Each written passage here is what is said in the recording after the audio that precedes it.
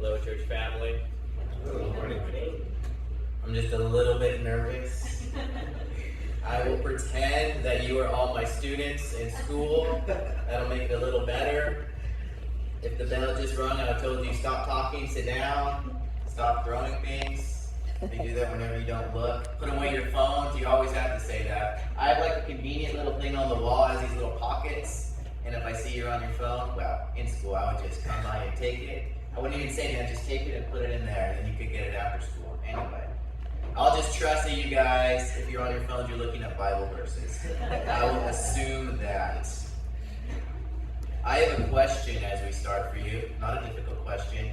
If you were to imagine warriors or war leaders, generals, stuff like that in the Bible, what are the first names that come to mind? David. David, okay. Saul. Joshua, you might have heard from the verse. Anything else? Gideon, yeah, we have that amazing story, the 300 versus the tons of, was it the Midianites? Like this here. Abraham, okay, he led his group of people, his servants and all his followers in war many times. Anyone else? Deborah and Barak. Deborah and Barak, okay. Any outliers that someone just feels like they should mention? What's the guy with the chariot? Jehu. Was he a warrior, or you just like to ride chariots? I don't know. Did they say, oh no? Well, today I'm going to talk about Joshua. And what story do we know Joshua from? What's the famous one of Joshua? Jericho. Okay, we think of Jericho as the highlight of Joshua. How old do you think Joshua was when that happened, by the way? I don't know. We'll get to that. We'll find out. He was older than I normally would have thought. As I was looking and trying to read about the story of Joshua, I found that the first time we see him is in Exodus. So I'm just going to flip there real quick and I'll read it for you. It's in Exodus 17 verse 9, or you can just hear me read it if you trust me. I always tell my students when I teach them something new, I say, do you just want to believe me or do you want to understand why? Now, we'll probably try to read the Bible, that way you don't have to just believe me, but that's what I always tell them. Sometimes they say explain it, and it's a long explanation. Sometimes they'll just believe it. Okay, 17 verse 9. And Moses said to Joshua, choose us some men and go out. Fight with Amalek, that's a king. Tomorrow I will stand on top of a hill with the rod of God in my hand. So the first time we see Joshua, Moses picked him out. I assume he knew Joshua maybe. And he said, hey, pick some guys and we're going to go fight. Now, I want you to remember, most of Joshua's life has not been in freedom, right? He, his parents, his siblings, his grandparents, great-grandparents, they had been slaves for hundreds of years in Egypt. So probably he was not familiar with the art of war and tacticians and battle movements. He probably was used to maybe hauling bricks. I'd like to think that he worked in agriculture, maybe digging irrigation trenches, harvesting crops. I don't know. So he knew hard physical work, but I don't know if he knew battle. He could have, but maybe not. So the first time we see him, he's there being called by Moses to fight. Okay? And then if we flip later on, I'm jumping now to Exodus 32. Actually, I want to go to Exodus 24 first. Exodus chapter 24, verse 13. Okay, it says, so Moses arose with his assistant Joshua. All of a sudden, Joshua, he's upgraded. He's not just a guy fighting. He's now an assistant to Moses. And they went up to the mountain of God. Remember, Moses was the leader of the whole group, the whole children of Israel. And unlike most of the people who've been just living as slaves in Egypt, Moses had a different experience. He was treated like the son of the Pharaoh, if you remember the story. So he was trained probably in finance. I know Ari's not in finance, she's accounting. She reminds me that when I ask her questions that are unrelated about money. Well, who else do I ask?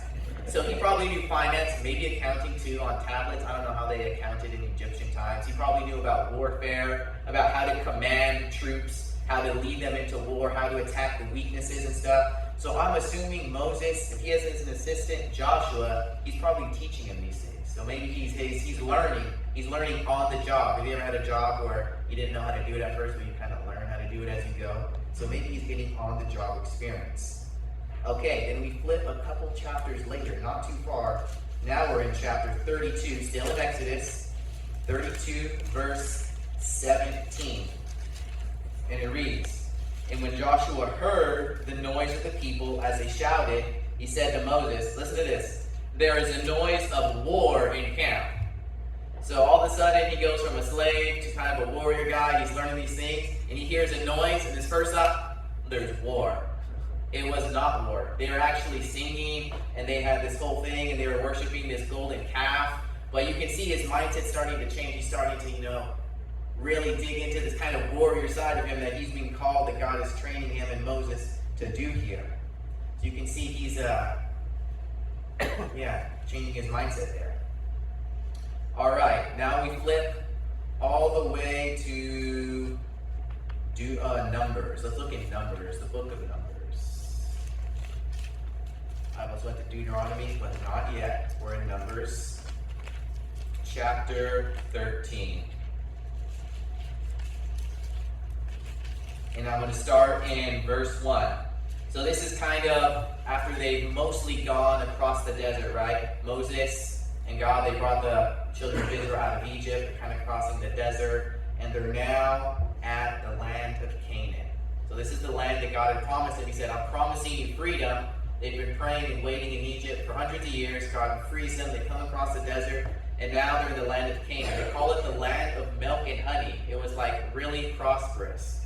So maybe like the Central Valley? I don't know. We grow everything here. Central Valley is great for growing things, although it is hot in the summers.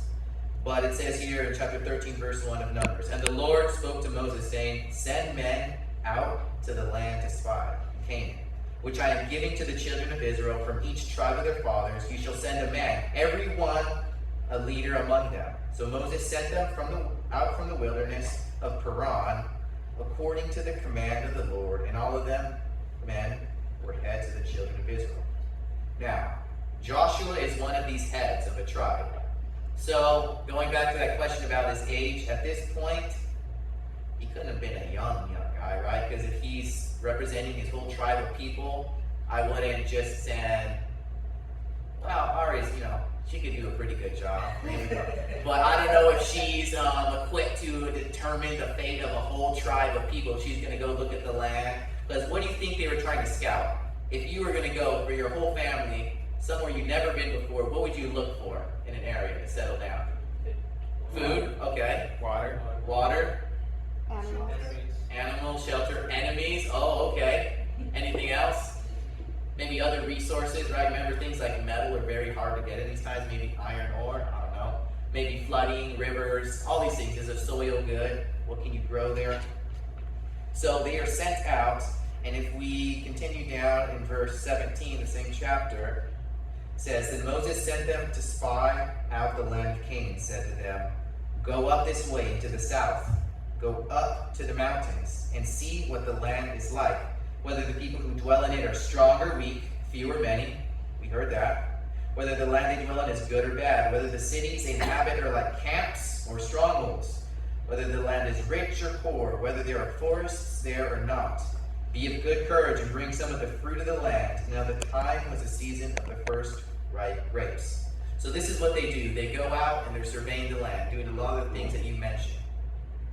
I would imagine maybe they tried to draw maps, take notes, right? This is kind of a big deal. This is determining the fate of, your whole people there. So they're probably doing their due diligence. They're being good students here. And we believe that during this time, Joshua was about maybe 30 to 40 years old. That's what we believe. And if we continue on, let's look in verse 25. And they returned from spying out the land after 40 days. Okay, so this was not just a climb up on Buck Rock. I don't know if you guys have climbed that. And look with your binoculars. And by the way, that's a lot of steps. And look with your binoculars and you see the land, like, oh yeah, over there. No, they went out. They did the legwork. They measured the land. They were out there for 40 days. I hope they had animals to carry their loads, because that's a long time to be walking with a backpack. I don't know if you guys have backpacked. About a week, I wouldn't want to do more than that. 40 days, that's a long time. Now they departed and came back to Moses and Aaron and all the congregation of the children of Israel in the wilderness of Paran at Kadesh. They brought back word to them and to all the congregation and showed them the fruits of the land. And then they told him and said, "We went to the land where you sent us, and it truly does flow with milk and honey. This is its fruit." And they actually brought back, the Bible shares with us, this large bunch of grapes. It specifically mentions. It was so big it took 2 people to carry it.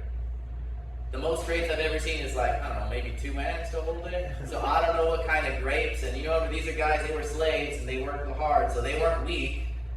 Hopefully not too weak. So they had maybe like a pole or something. I've seen somebody draw a picture, they imagine. And they had a bunch of grapes. So it was truly a rich land. So I just want to pause right here and let's review Joshua's life. Where did he start? Slave. Slave. So remember, basically most of his life he's been a slave, never free. And then God comes, there's the plagues in Egypt, God shows his power, and they're free. And he kind of has like this little uptick, right? All of a sudden, he starts to be in charge. He's helping his people, they're leading in war. They go, they spy the land, he gets to be a representative. This must have been exciting, right? Because they've been looking forward to this probably his whole life, even if he didn't know it. And they're there, and they see it's good, and it's rich, and it's just what God had said. So this should be like the peak for him, right? They're about to cross over. God has shown his power when they crossed the Red Sea, when he gave them water to drink, food to eat, all these things he's done for them. This should be the peak. This should be like the pinnacle of his life. This is it right here. But that's not quite what happens. If we continue reading, remember there's 12 tribes, so there's 12 spies, 1 from each. And everyone, except 2 of the spies, that's Joshua and Caleb, all the others, they say, yeah, there's lots of good food, but there's these guys, the Amalekites, the Hittites, the Jebusites, the Amorites, the Canaanites, all the ites, saying there's tons of people that live there.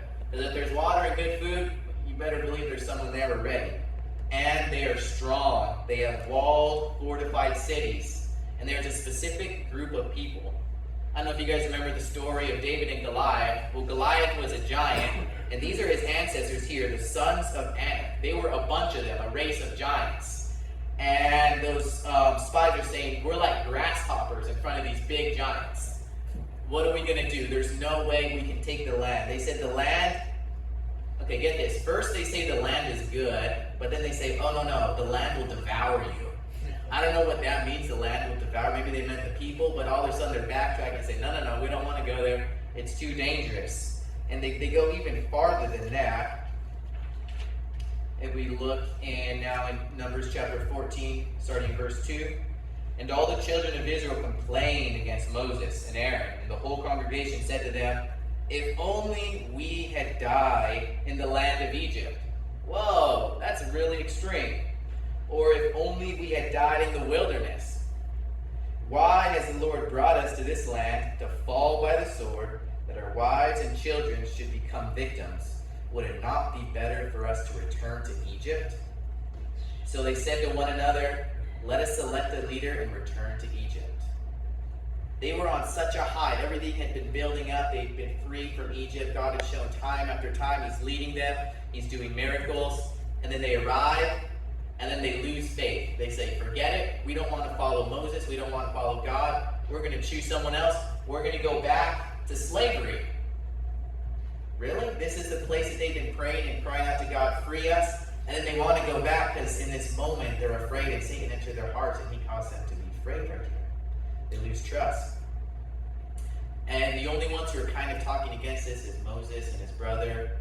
And then remember, the 2 spies that are still faithful, Caleb and Joshua. They're the ones who say, no, please. They actually beg with the people, please be faithful. Let's go. We can do it. God is on our side. And the people get so angry, they actually want to stone Joshua and the rest to death. Because, sometimes if you're the only one trying to do the right thing and everyone around you wants to do bad things, they're probably going to pick on you.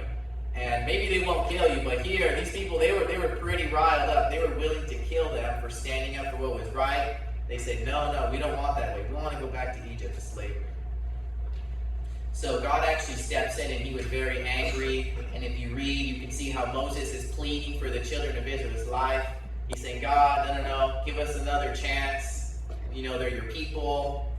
And so God says, okay, this is what's going to happen. And he mentions that this is the 10th time that something like this has happened. The children of Israel, God shows them something powerful, but then they turn away. And she says, because you have chosen to turn away, I'm going to send you back. Not to Egypt, though. Back to the wilderness for 40 years. He says, 1 year for every day that you were scouting and seeing all the good land that I was giving you. Look, I wanted to give this to you and you didn't want it. So for 40 years, you're going to walk in the desert.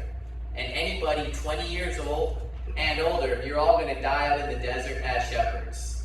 Just wandering around. Except for Joshua and Caleb. They were the two who said, no, let's go. This is the land God's giving us. Everyone besides them, you're just going to die in the desert, sandy.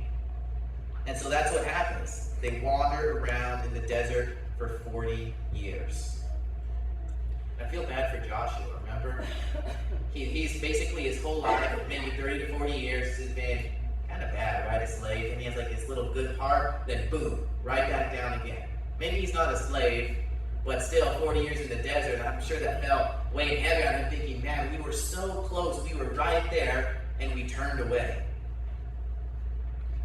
As we read in Numbers 27, so this is kind of a time skip here. We're going to skip the part where they walk around in the desert for 40 years, because time's running out. Numbers 27, verse 18. Yeah, here we go. And the Lord said to Moses, take Joshua, the son of Nun, with you, a man in whom is the Spirit, and lay your hand on him. So set him before Eleazar the priest and before all the congregation, and inaugurate him in their sight. You shall give him some of your authority to him, that all the congregation of the children of Israel may be obedient. So this is partway through in the desert time, where you can see this is part of the growth of Joshua. God is now giving him, through Moses, more authority. He's not just a leader in his tribe now over all the people. He's given a little authority, and authority from God also, because the hands were laid on him. Then we jump now all the way to the book of Joshua.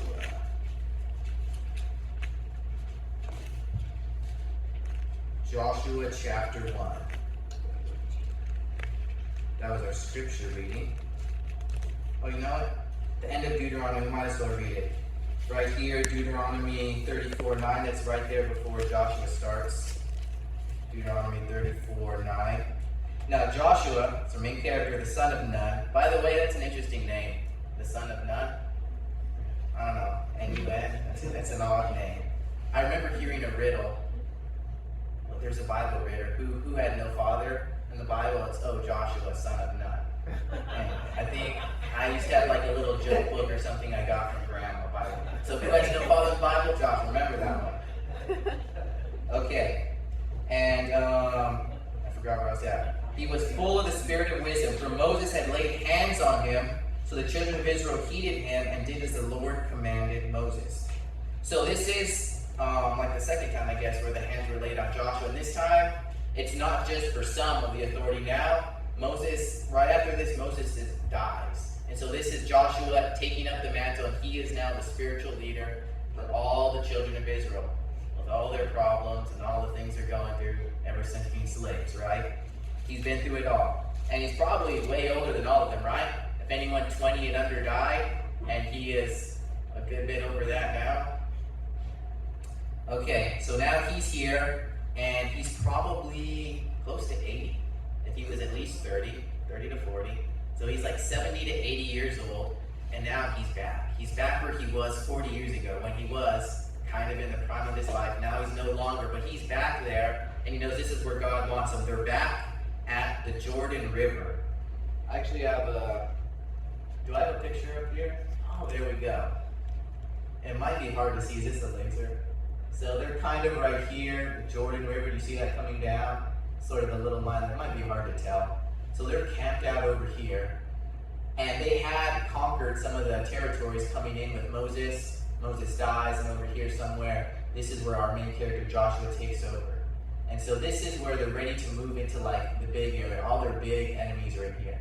Specifically Jericho, which we're about to talk about in there. So here's Joshua. He's back.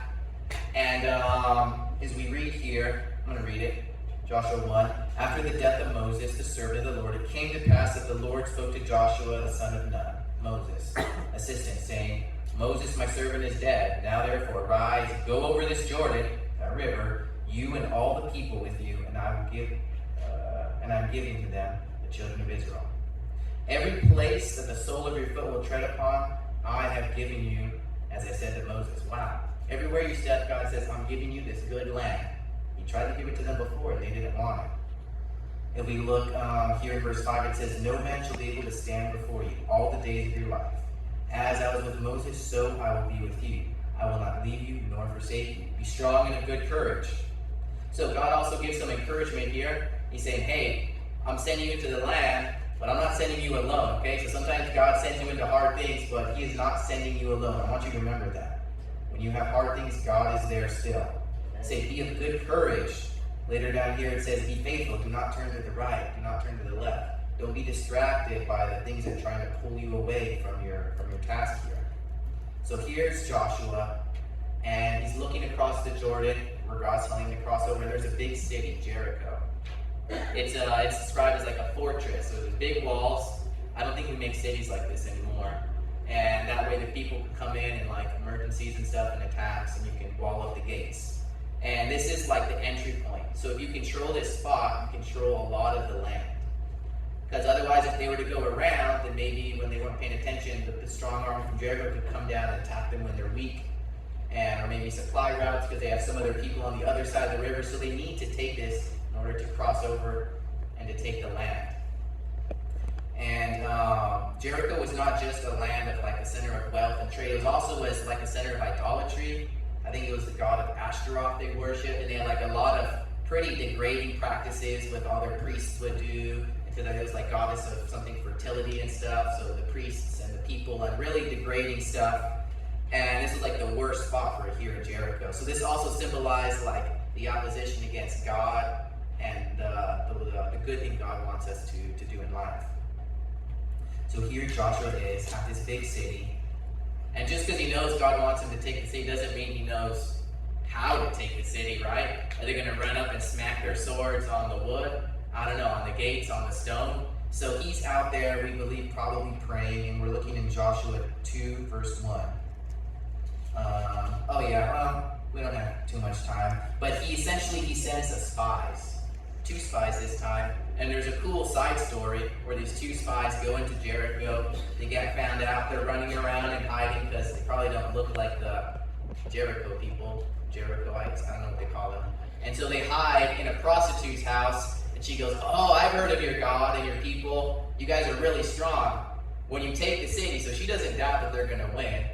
This lady who's an unbeliever, she doesn't doubt. She says, protect me and my family. So she hides them. Her name is Rahab, this woman. And she helps them escape at night. And Rahab, by the way, if you look at the lineage of Jesus, she's actually included. So through the line of Jesus, Rahab is included there. That's really neat.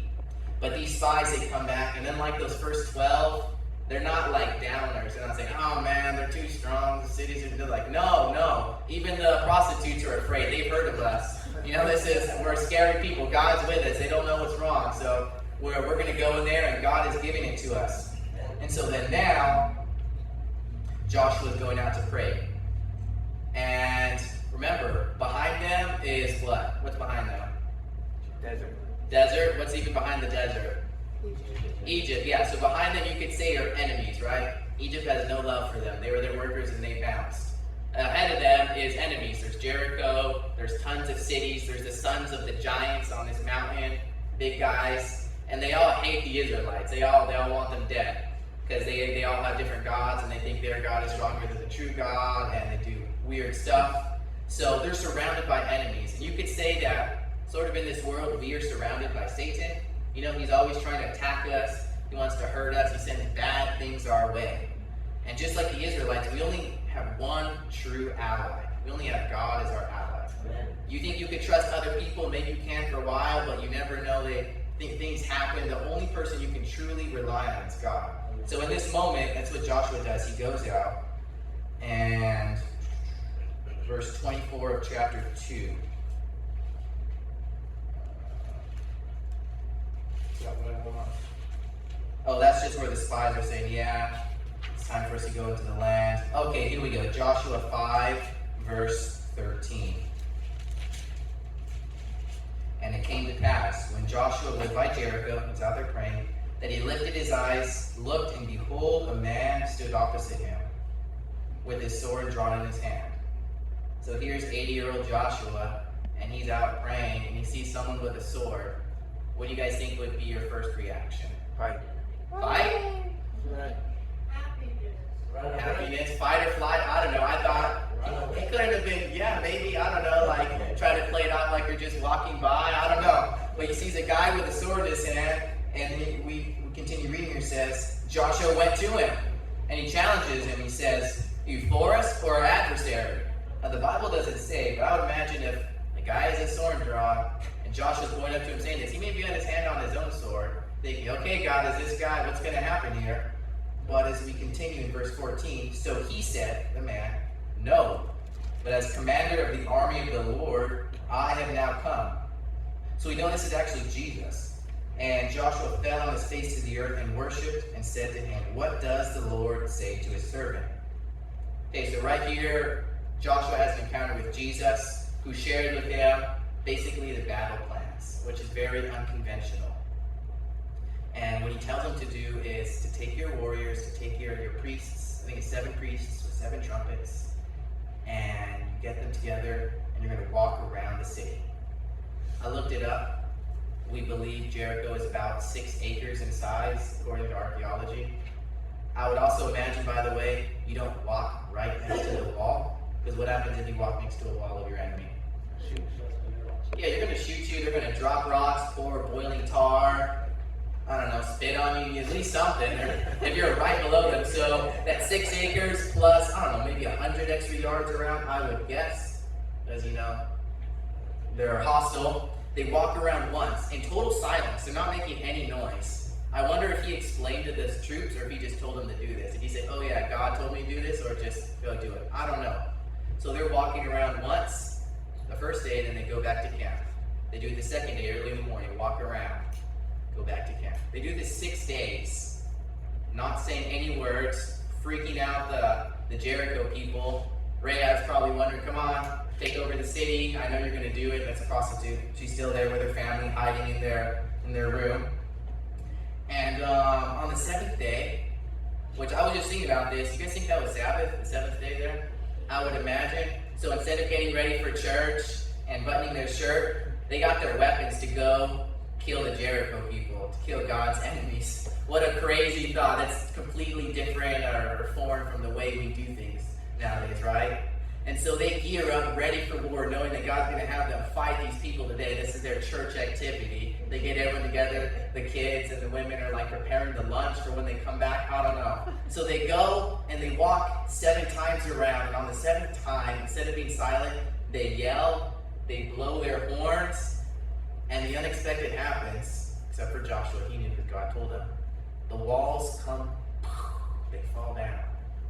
And so all the people in their Sabbath armor run into the city, and they take and they conquer the city, and only Rahab and her family are spared, since she spared those spies. And so we see this is the story that we know. This is like the pinnacle story that I normally think of for Joshua.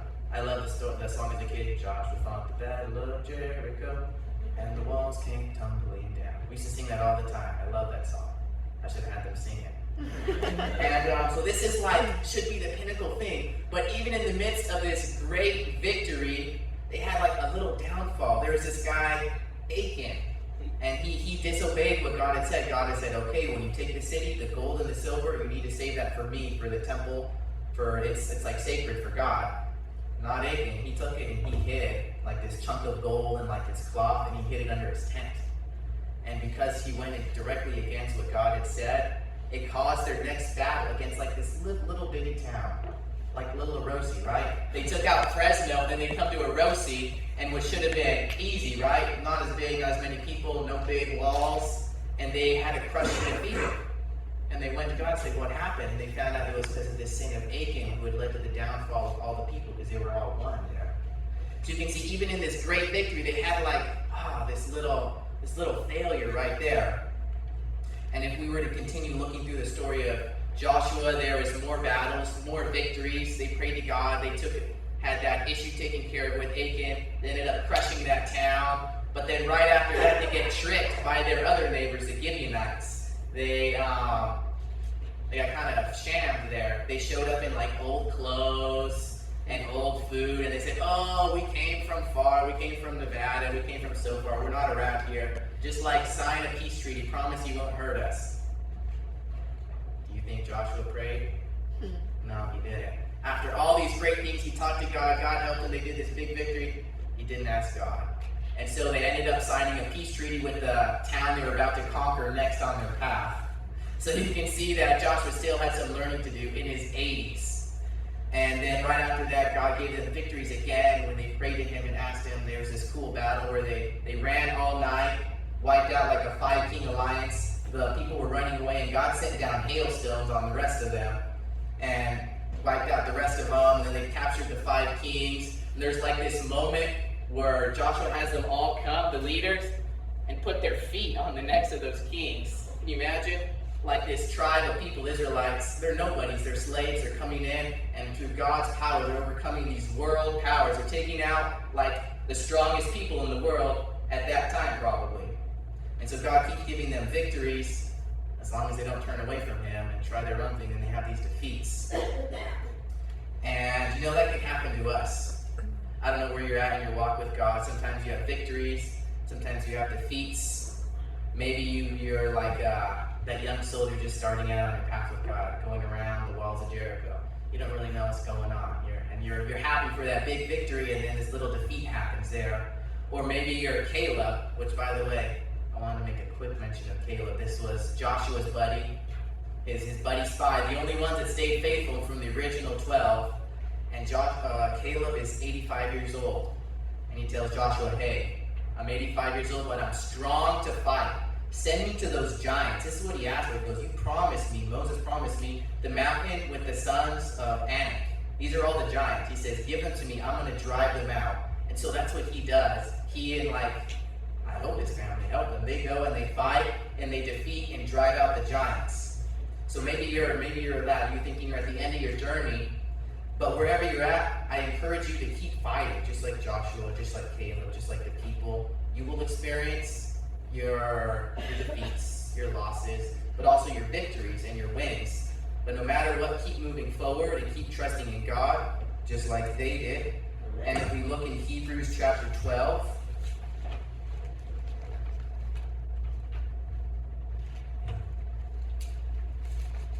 we're going to look at verse 1 and 2, 12 verses 1 and 2.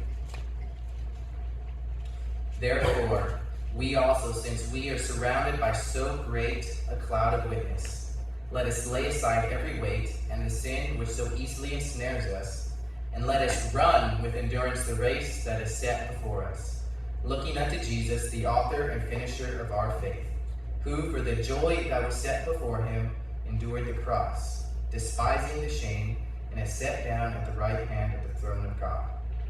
So it's telling us here, keep running that race. We call this life here like a race, right? We're trying to get to the end. Doesn't matter how fast you run, you just got to keep going towards the finish line. Don't turn around. Don't be like the people early in the story and go back to Egypt, to slavery. No, keep going towards the finish line. You have those defeats. You have those victories. Maybe you're young, the under 20. Maybe you're the 85. Wherever you're at, keep going, keep fighting, despite the trials, and hold on to God. Because remember, he's our only ally. We're surrounded by enemies. Satan's attacking us. He wants to hurt you. God is our only ally. So please hold on to him